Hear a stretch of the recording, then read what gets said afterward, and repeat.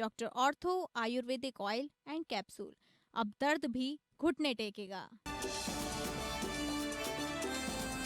Monsoon सत्र का आज आखिरी दिन, जंतर मंतर प्रदर्शन पर अमित शाह सदन में दे सकते हैं जवाब। शाह बोले, स्पीकर चर्चा के लिए घंटे तय करें, मैं सदन में रहूंगा। राहुल गांधी बोले, हमें लेक्चर नहीं सुनना। रांची में जेपीएससी घोटाला पर प्रदर्शन तेज, प्रदर्शनकारियों छात्र की ओर से घेराव की आशंका। सीएम हेमंत सोरेन का घर किले में तब्दील, प्रमुख रास्तों पर बैरिकेडिंग, ट्रैफिक डाइवर्ट, जिला प्रशासन और पुलिस मुख्यालय अलर्ट।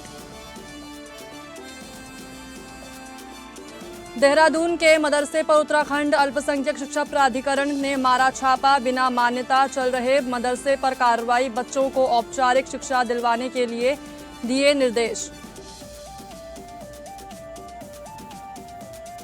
लाल सागर में हूती लड़ाकों ने सऊदी ठिकानों पर किए हमले, यमन में युद्ध फिर भड़कने के कगार पर।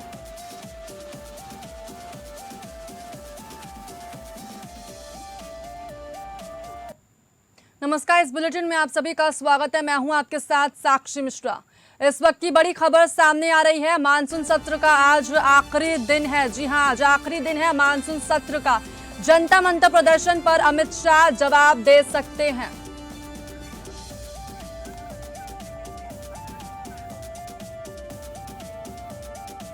हेमंत सोरेन ने इस बात को लेकर कहा है, प्रमुख रास्तों पर बैरिकेडिंग, ट्रैफिक डाइवर्ट हो सकते हैं। इस वक्त की बड़ी खबर सामने आ रही है। जी हां, जिला प्रशासन और पुलिस मुख्यालय अलर्ट पर होंगे। जी हां, इस वक्त की बड़ी खबर सामने आ रही है। जिला प्रशासन अलर्ट पर होंगे। प्रदर्शनकारियों छात्रों की ओर से घेराव की आशंका जताई जा रही है। इस वक्त की बड़ी खबर सामने आ रही है। सीएम हेमंत सोरेन का घर किले में तब्दील, इस वक्त की बड़ी खबर सामने आ रही है। हेमंत सोरेन ने इस वक्त की बड़ी खबर सामने आ रही है सीधा झारखंड से। जी हां, प्रमुख रास्तों पर बैरिकेडिंग, ट्रैफिक डाइवर्ट हो सकते हैं। इस वक्त की बड़ी खबर सामने आ रही है सीधा झारखंड से। झारखंड से इस वक्त की बड़ी खबर सामने आ रही है। पुलिस मुख्यालय अलर्ट पर होंगे। प्रदर्शनकारियों छात्र समेत प्रदर्शनकारियों छात्रों की ओर से घेराव की आशंका जताई गई है। इस वक्त की बड़ी खबर सामने आ रही है। जी हां, मैं आपको बता दूं कि कई समय से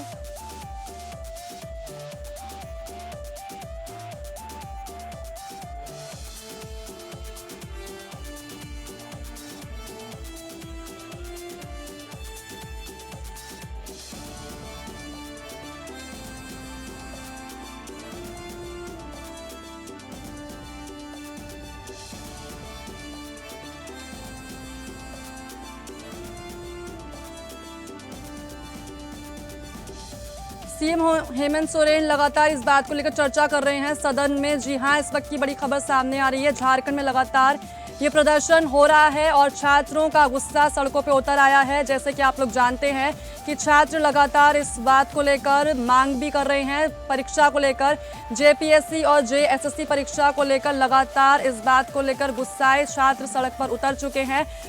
हेमंत सोरेन से बातचीत करने को कह रहे हैं। साथ ही झारखंड में लगातार प्रोटेस्ट किया जा रहा है। छात्रों को गुस्सा फूट पड़ा है इस चीज को लेकर। जी हां, इस वक्त की बड़ी खबर सामने आ रही है। दरअसल युवाओं का गुस्सा, छात्रों का गुस्सा लगातार फूट पड़ा है।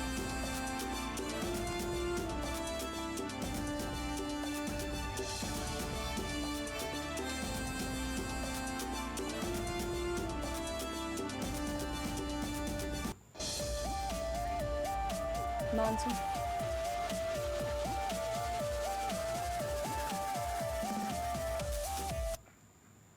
इस वक्त की बड़ी खबर सामने आ रही है मानसून सत्र को लेकर। मानसून सत्र का आज आखिरी दिन है। जैसे कि आप लोग जानते हैं, मानसून सत्र लगातार चलता जा रहा है और आज इसका आखिरी दिन है। जनता मंतर प्रदर्शन पर अमित शाह जवाब दे सकते हैं। जी हां, ये बात लगातार की जा रही है। दरअसल रिजिजू बोले, विपक्ष चाहे तो सत्र अवधि बढ़ा सकते हैं। शाह बोले, इसको लेकर स्पीकर चर्चा के लिए घंटे तय करें और सदन में आकर बात रखें।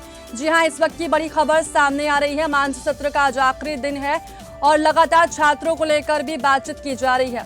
मानसून सत्र का आज आखिरी दिन है और पेपर लीक और छात्रों पर पुलिस कार्रवाई को लेकर लगातार जनता मंतर प्रदर्शन पर संसद में चर्चा की पेशकश करते हुए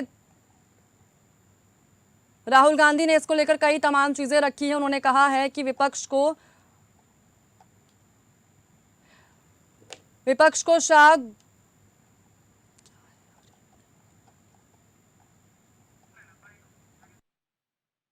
सबसे पहले तो लापता, भाग गए, भगोड़े हैं, इस प्रकार की भाषा भारत की सार्वजनिक जीवन में और संसदीय जीवन में अभी अभी सुनाई पड़ती है।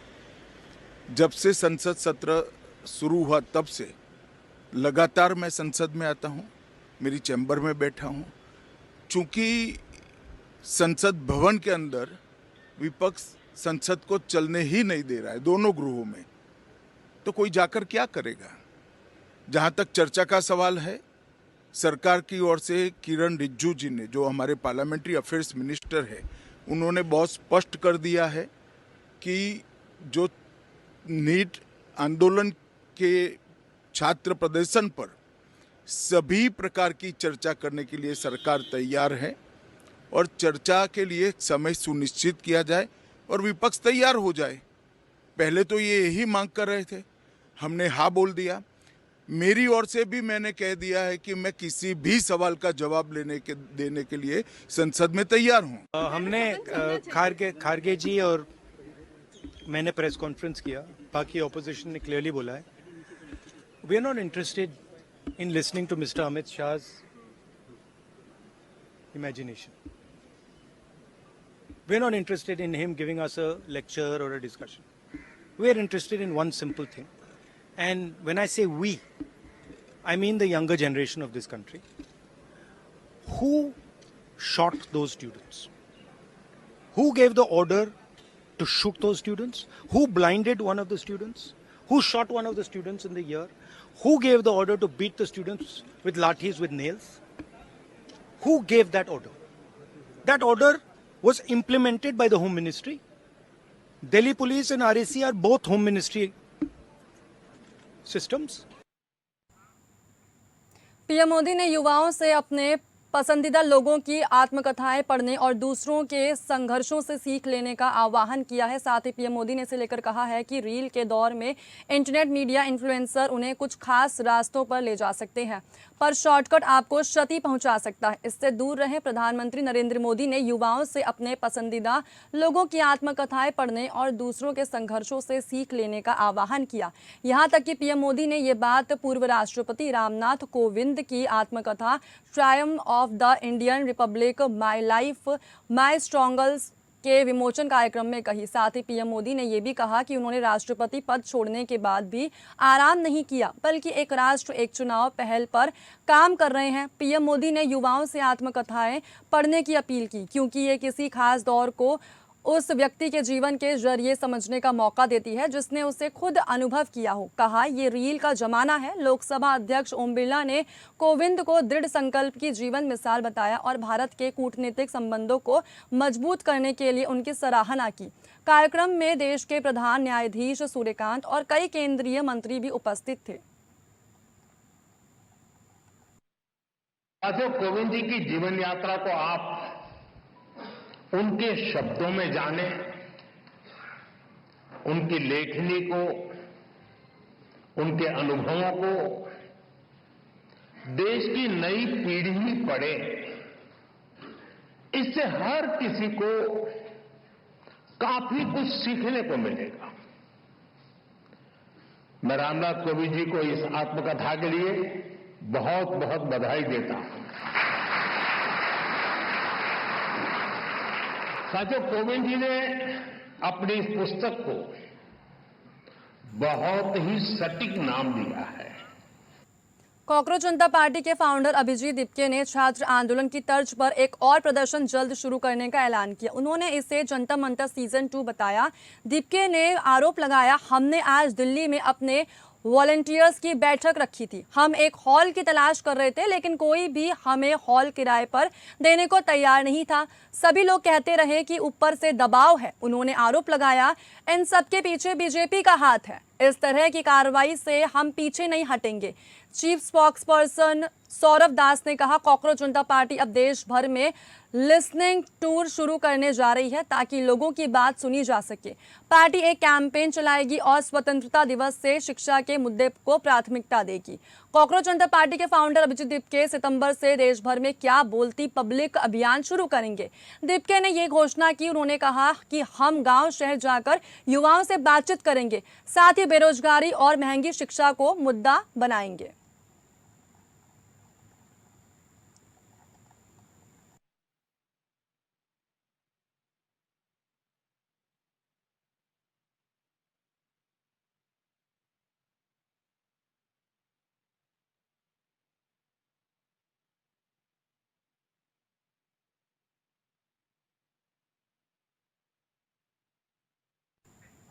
इस वक्त की बड़ी खबर सामने आ रही है। क्या पश्चिम एशिया में फिर बिगड़ेंगे हालात? जी हां, ये एक बड़ी खबर सामने आ रही है।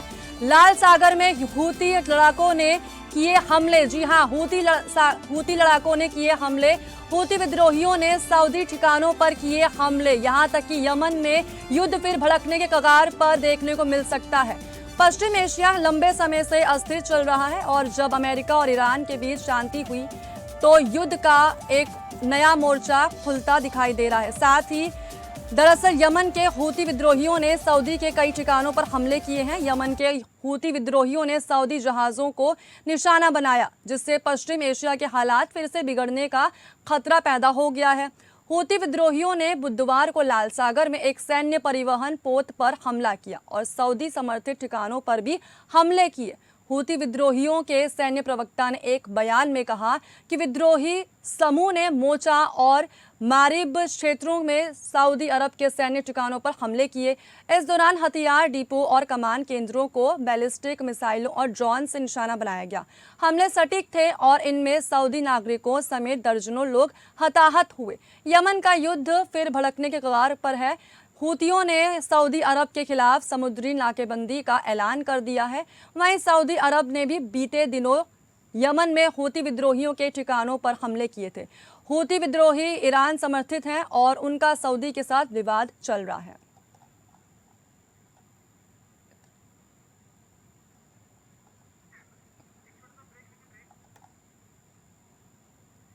वक्त की बड़ी खबर सीधा उत्तराखंड से आ रही है। बिना मान्यता के संचालित किए जा रहे मदरसे, उत्तराखंड अल्पसंख्यक शिक्षा प्राधिकरण की कार्रवाई। जी हां, इस वक्त की बड़ी खबर उत्तराखंड से सीधे आ रही है। बिना मान्यता चल रहे मदरसे पर मारा छापा। जी हां, इस वक्त की बड़ी खबर उत्तराखंड से आ रही है। जी हां, प्राधिकरण ने देहरादून के बिना मान्यता वाले मदरसे पर कार्रवाई की। जी हां, इस वक्त की बड़ी खबर उत्तराखंड से आ रही है। मदरसे में आधुनिक शिक्षा के लिए मान्यता नहीं पाई गई है। इस वक्त की बड़ी खबर सामने आ रही है। दरअसल बिना मान्यता के संचालित किए जा रहे मदरसे के खिलाफ उत्तराखंड अल्पसंख्यक शिक्षा प्राधिकरण ने कार्रवाई शुरू कर दी है। बुधवार को प्राधिकरण के चेयरमैन डॉक्टर सुरजीत सिंह गांधी ने टीम के साथ आजाद कॉलोनी मजरा स्थित मदरसा दारे अकरम का औचक निरीक्षण किया।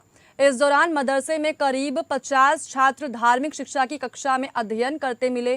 साथ ही जांच में सामने ये भी पाया गया कि मदरसा प्रबंधन ने आधुनिक और मुख्य धारा की शिक्षा के लिए अभी तक शिक्षा विभाग में मान्यता का आवेदन नहीं किया है। निरीक्षण के दौरान चेयरमैन ने मदरसा प्रबंधक मास्टर अब्दुल सत्तार से संस्था के संचालन और बच्चों की शिक्षा के संबंध में विस्तृत जानकारी ली।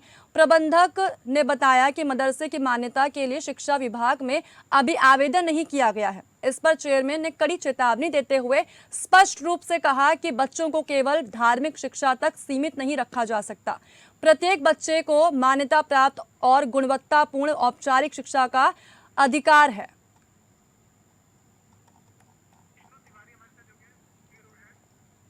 इस खबर पर अधिक जानकारी के लिए हमारे साथ जुड़े हैं ब्यूरो हेड विष्णु तिवारी।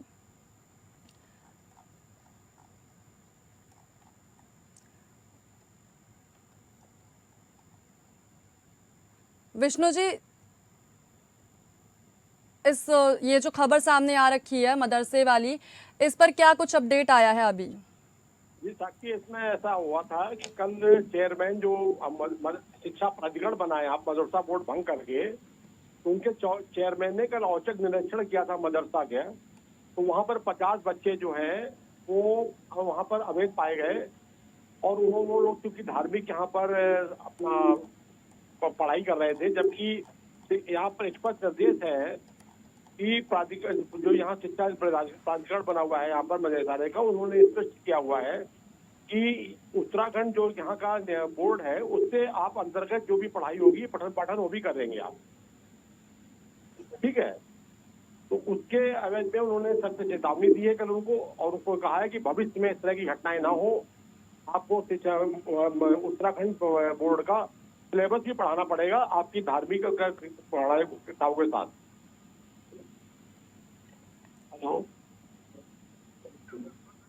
बहुत बहुत शुक्रिया विष्णु जी इस जानकारी के लिए।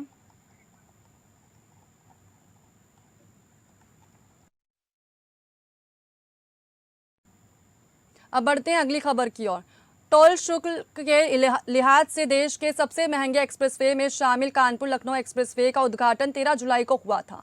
उद्घाटन का एक महीना पूरा होने पर एक्सप्रेसवे की लाइव पड़ताल में सामने यह है कि सड़क की गुणवत्ता और निर्माण की तैयारियों पर कई सवाल खड़े होते दिखाई दिए, और जो जाहिर भी है 63 किलोमीटर लंबे एक्सप्रेसवे के करीब 45 किलोमीटर के ग्रीनफील्ड हिस्से में छोटे बड़े 64 गड्ढे भी मिले, जिससे काफी सारे लोगों को परेशानियों का सामना भी करना पड़ा। आप तस्वीर में देख सकते हैं, इनमें से अधिकांश को भरा जा चुका है, लेकिन लंबी उखड़ी सड़कों की मरम्मत का काम अभी भी चालू है।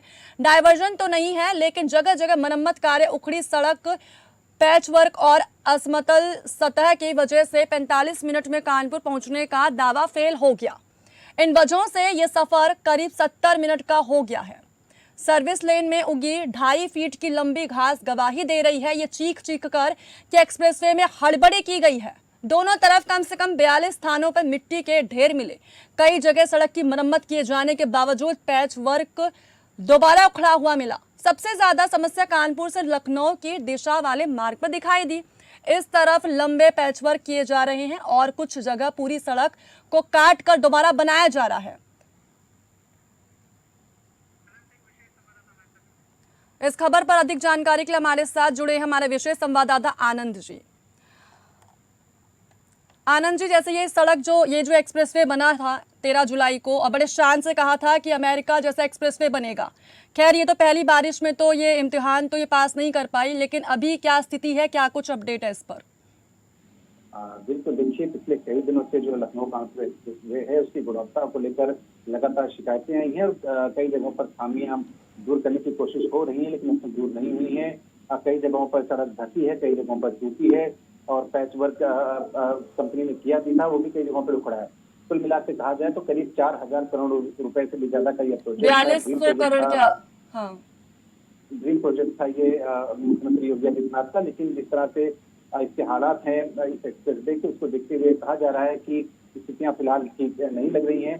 26 जुलाई को इस पे अगर आपको ध्यान हो तो सपा के एक नेता ने इसकी फोटो इंटरनेट मीडिया पर वायरल की थी जब ये था, और इसके बाद से अखिलेश यादव हो या अजय राय हो, जिन्होंने अजय राय ने अभी आनंद जी, लेकिन एक सवाल ये भी है, जो जनता का भी सवाल है एक तरीके से, कि अभी तक देखा जाए, अगर हम आंकड़े की बात करें यूपी के एक्सप्रेसवे की, तो लगातार अभी कानपुर ये वाला जो एक्सप्रेसवे ये 13 जुलाई को उद्घाटन हुआ था, इससे पहले भी कई एक्सप्रेसवे भी ऐसे ढह गए पहली बारिश में। तो ऐसा क्यों हो रहा है? और साथ ही देखा जाए तो जनता का टोल टैक्स भी लिया जाता है और बड़े शान से कहा भी जाता है, उद्घाटन भी किया जाता है, तो अचानक ये सब चीजें क्यों हो रही हैं?